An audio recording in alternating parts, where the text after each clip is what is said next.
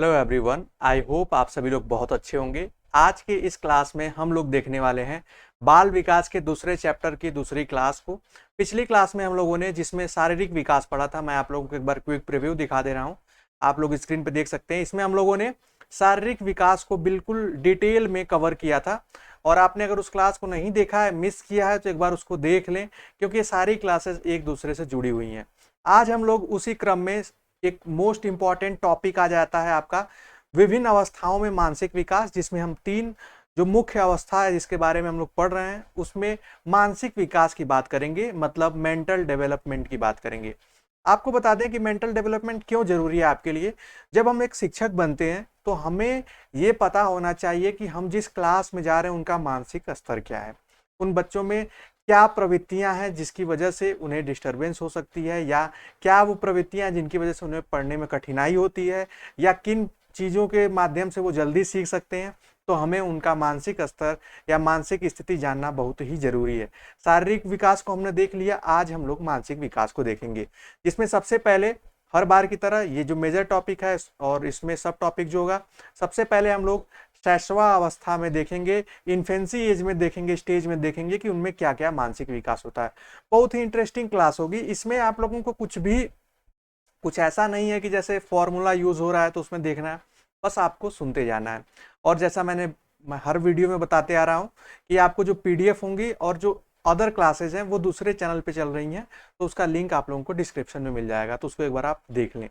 सबसे पहले आप यहाँ देख सकते हैं कि जन्म के समय जो शिशु का मस्तिष्क होता है वो पूर्णतया अविकसित होता है। जन्म के समय बच्चे का जो मस्तिष्क होता है, ब्रेन की बात हो रही है, वो बिल्कुल आप कह सकते हैं कि डेवलपमेंट की तरफ बढ़ता है, लेकिन डेवलप तो नहीं होता है।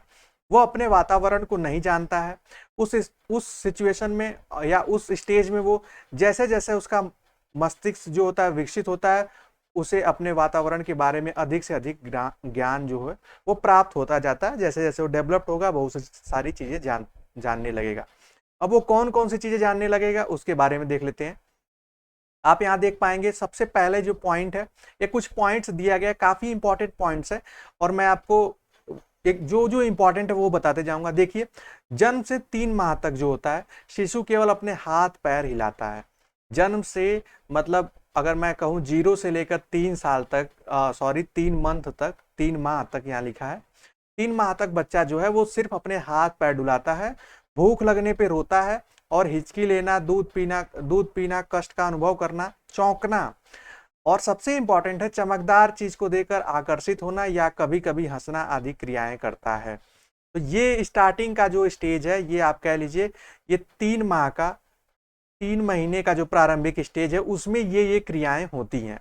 अब आगे देखिए, ये काफी इंपॉर्टेंट है, एक साइकोलॉजिकल है, मनोवैज्ञानिक तथ्य है, अगर आप इसको समझते रहेंगे। और मैंने एक बार आपको बताया भी था पिछली क्लास में, अगर आपके घर में कोई छोटा बच्चा हो, आपके रिलेशन में कोई छोटा बच्चा हो, तो आप उसको याद कर लें। जब ये पढ़ रहे हो तो आप उस बच्चे का नाम ही याद कर लें कि ये उस फला के बारे में, फला बच्चे के बारे में बात हो रही है। तो ये चीजें बहुत ही सटीक तरीके से समझ में आएंगे। अगर जो गर्ल्स देख रही हैं उन्हें ये और अच्छे तरीके से समझ में आएंगी। देखिए, चौथे से जो 4 से 6 माह के बीच में, अब हम लोग इसमें देखेंगे, तक शिशु सब व्यंजनों की ध्वनियां करता है।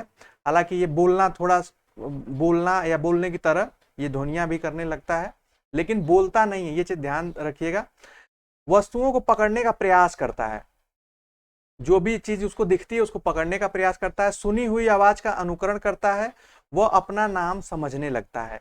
इस स्टेज में ये जो व्यंजन ध्वनियां है ये थोड़ा सटीक नहीं है, इसको हम हटाते हैं। इस स्टेज में 4 से 6 माह के स्टेज में बच्चा क्या करता है कि जो भी चीजें उसको दिखती हैं उसको पकड़ने का प्रयास करता है, आवाज का अनुकरण करता है। सबसे इंपॉर्टेंट है कि वो अपना नाम समझने लगता है। जैसे मान लीजिए आप उस बच्चे को किसी नाम से बुला रहे हैं, जैसे अगर आप उसको गोलू कह रहे हैं, या आप उसको कोई अलग निक नेम आप दे रहे हैं, सोनू कह रहे हैं, या कुछ भी कह रहे हैं नाम, तो वो जब आप कंटिन्यूअसली बुलाने लगेंगे तो 4 से 6 महीने की जो उनकी अवस्था होगी उसमें उनको पता चल जाएगा कि ये मुझे ही बुलाते हैं इस नाम से। तो अगर वो किसी दूसरे साइड देख रहे हैं, आप उन्हें बुलाएंगे तो आपकी साइड देखने लगेंगे। तो इसी से ज्ञात किया गया कि अच्छा, इस एज में बच्चे अपने नाम को कुछ ना कुछ थोड़ा उनको लगता है कि ये मेरे लिए ही ये वर्ड बोला जा रहा है या बुलाया जा रहा है। फिर उसके बाद देखिए, 7वें माह से लेकर 9वें मास तक वो घुटने के बल चलने और सहारे से खड़े होने लगता है। अब यहाँ पे हमने देखा ये जो फैक्ट था जिसमें वो वस्तुओं को पकड़ने लगता है, आवाजों का अनुकरण करता है, ये 6 माह तक था। अब हम लोग देखेंगे उसके जन्म से 9 माह तक उसमें क्या क्या अंतर आता है।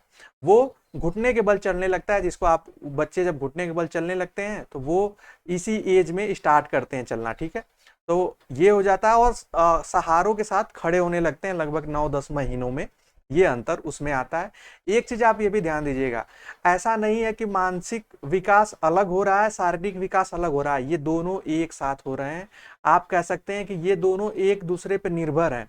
अगर बच्चा खड़ा हो रहा है तो उसके ये मानसिक विकास को भी प्रदर्शित करता है। जो मानसिक रूप से आप कह सकते हैं कि जो डेवलप नहीं होते हैं बच्चे, वो खड़े भी नहीं हो सकते, इवन वो अपना हाथ भी सही ढंग से नहीं चला पाते हैं।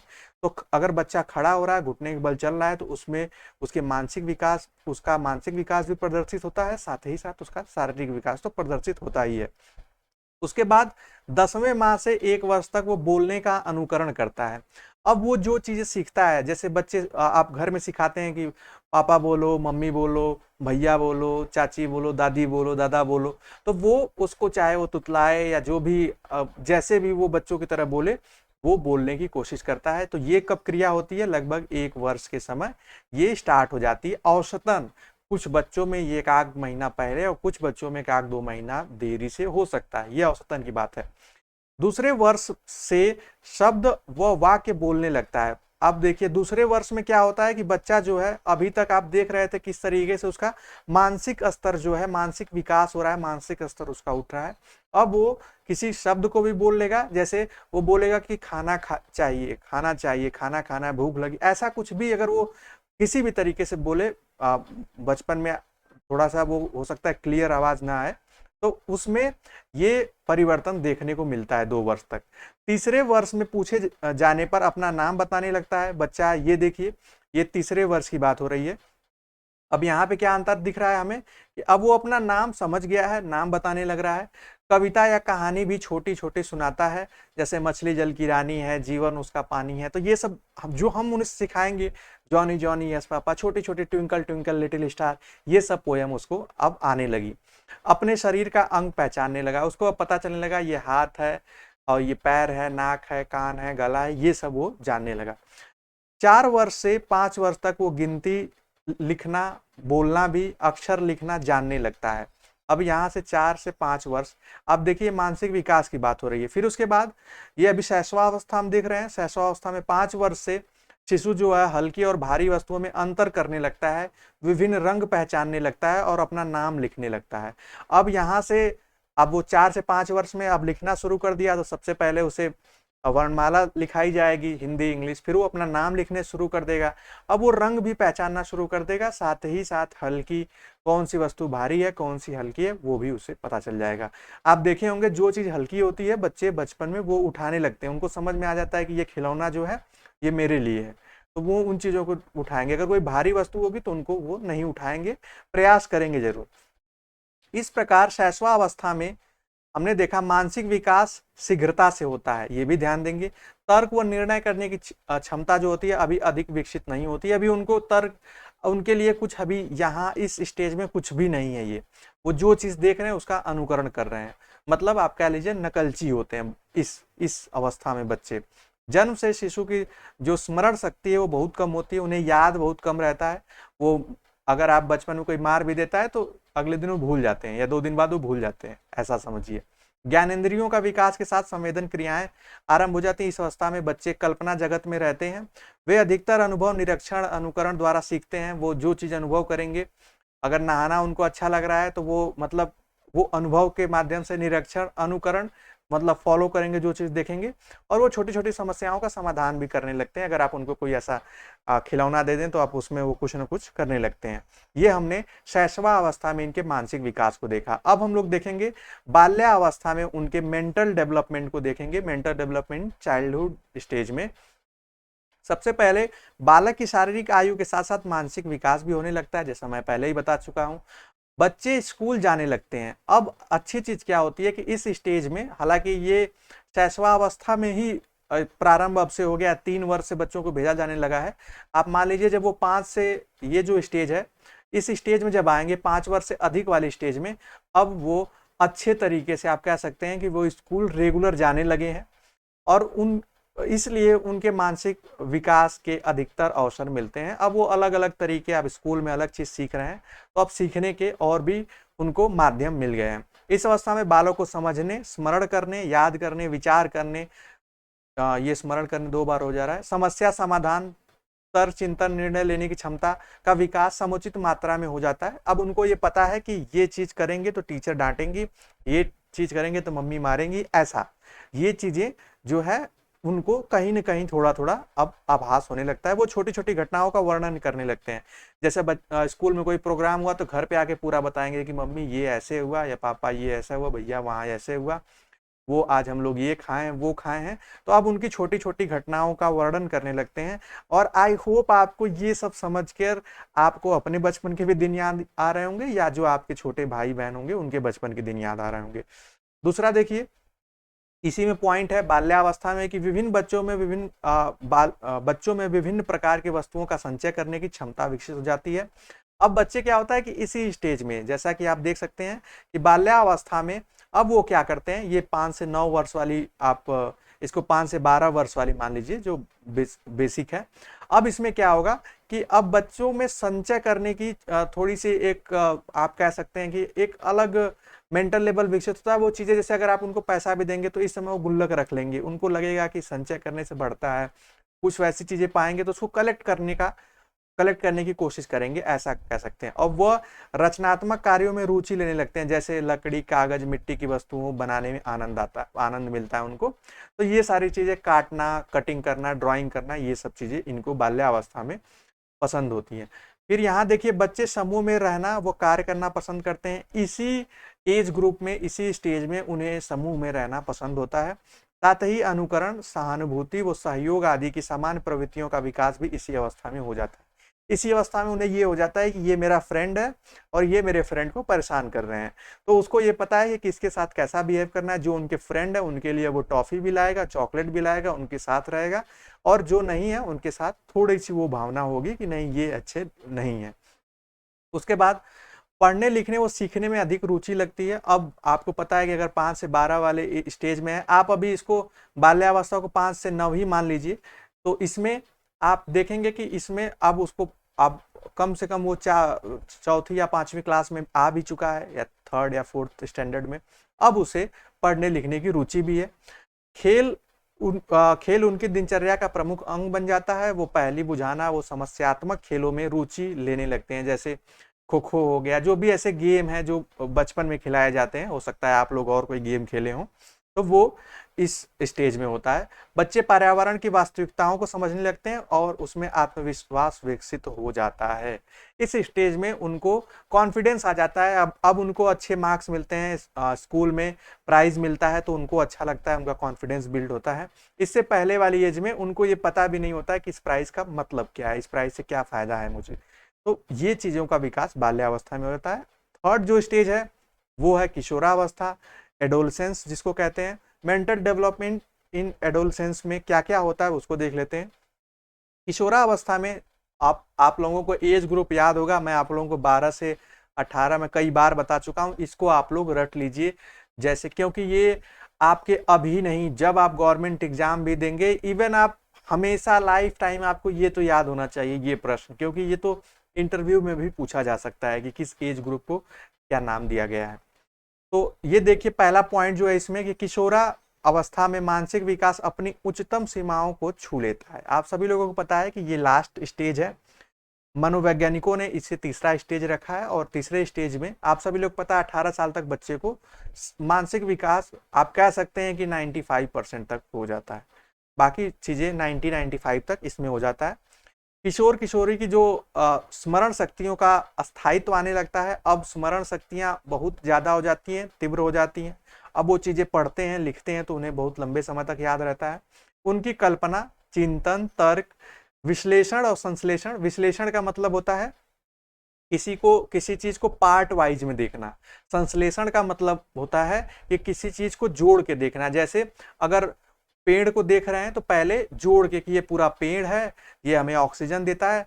अब हम विश्लेषण कैसे करते हैं कि जैसे ये टहनी है, ये इसकी शाखा है, ये पत्तियां हैं, ये जड़ है, ये है विश्लेषण एक पेड़ का।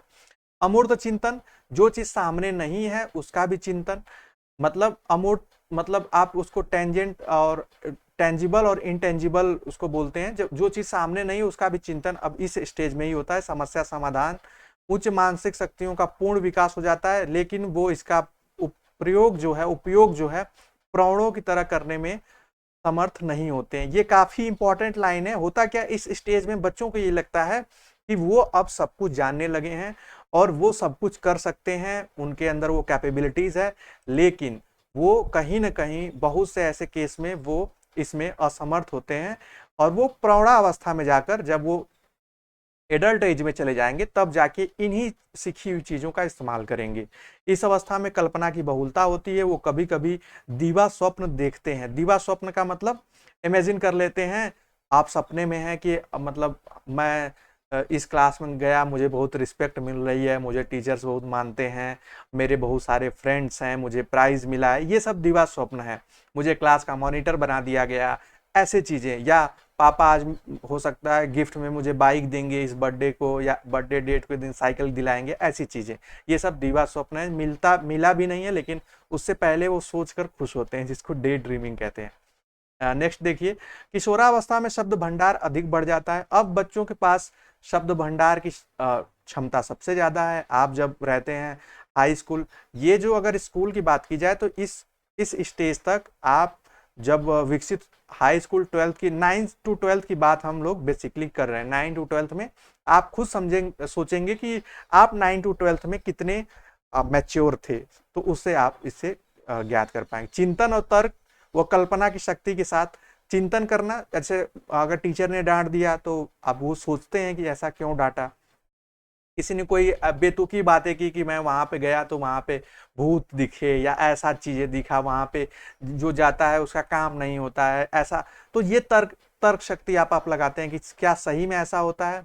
बच्चे बचपन में सबसे ज्यादा डरते भी हैं, इसी मतलब इस स्टेज में तो नहीं, बाल्यावस्था में सबसे ज्यादा डरते भी। यहाँ कल्पना भी आप कर लेते हैं, कल्पना शक्ति भी आ जाती है। साथ ही साथ किशोर और किशोरियों में वाक पटुता आ जाती है, मतलब आप बात करने का ढंग, बात करने का तरीका, फ्लुएंसी, सब कुछ सब आपको आ जाता है। इस अवस्था में किशोर और किशोरियों की रुचियों में भी तीव्र विकास होता है। आकर्षक व्यक्तित्व, वेशभूषा, पढ़ाई लिखाई, पौष्टिक भोजन, भावी रोजगार, कंप्यूटर, इंटरनेट, साहित्य व सांस्कृतिक कार्यक्रमों के प्रति किशोर और किशोरियों की विशेष रुचि होती है। अब आप बड़े हो चुके होते हैं और इसमें आपको एक अदर पर्सनालिटी, जो आपको अट्रैक्टिव पर्सनालिटी लगती है, उसकी तरफ आपका अट्रैक्शन भी होता है। साथ ही साथ पढ़ाई लिखाई और खाने पीने सबकी चीजें, जो आपको जॉब लेनी है उसके प्रति भी आपका एक कहीं ना कहीं आप उस साइड रहते हैं, सोचते हैं, अट्रैक्शन भी रहता है, मुझे ये जॉब मिल जाए तो मैं ऐसे करूं वो करूं। इस अवस्था में बच्चा जो है बाल्यावस्था से किशोर अवस्था की ओर अग्रसित होता है, इसलिए किशोर किशोरियों में नए ढंग के समायोजन करना पड़ता है। अब यहाँ पे एडजस्टमेंट काफी इंपॉर्टेंट होता है, क्योंकि इसी स्टेज में आप कह सकते हैं कि इसी स्टेज में आपको दुख भी होता है, बहुत सारे प्रेशर भी होते हैं। साथ ही साथ आपको एडजस्टमेंट आगे हम लोग पढ़ेंगे, एक चैप्टर ये पूरा एडजस्टमेंट का, तो उसमें हम देखेंगे कि क्या क्या दिक्कतें आती हैं, बच्चे अपसेट हो जाते हैं, बच्चों का मनोबल, इसी में मोटिवेशन की बहुत ज़रूरत होती है। मोटिवेशन की सबसे ज़्यादा ज़रूरत इसी एज में होती है कि उन्हें मोटिवेट करना पड़ता है। बार बार टीचर कहते हैं कि नहीं नहीं आप कर सकते हो, आप बोर्ड की एग्ज़ाम से मत परेशान हो, इसमें परेशानियां भी बहुत हैं, बहुत सारी समस्याएं भी हैं।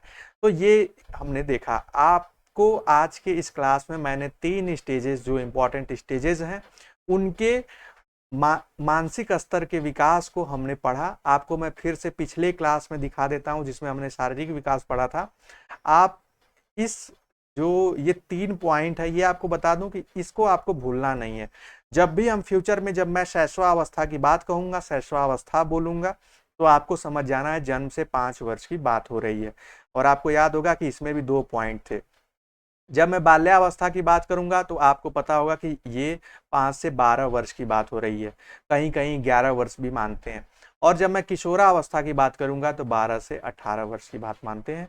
ये आपको ध्यान होना चाहिए। तो आज के इस क्लास में हम लोगों ने इसको बहुत ही अच्छे ढंग से समझा। आशा करता हूँ मेरे द्वारा बताई गई ये क्लास आप लोगों को समझ में आई होगी। क्लास ये 2 क्लास एंड हो गई हैं, तो इसका पीडीएफ आप लोगों को हमारा जो टीचर एजुकेशन का टेलीग्राम चैनल है उस पर मिल जाएगा। टीचर एजुकेशन का मतलब ही है कि हम ये मान कर आपको पढ़ा रहे हैं कि आप अब भावी टीचर हैं, भविष्य में होने वाले टीचर हैं।